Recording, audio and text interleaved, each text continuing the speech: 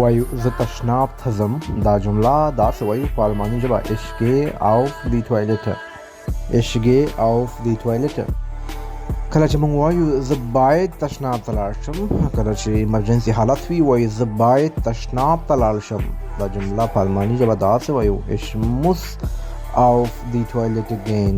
ich muss auf die Toilette gehen.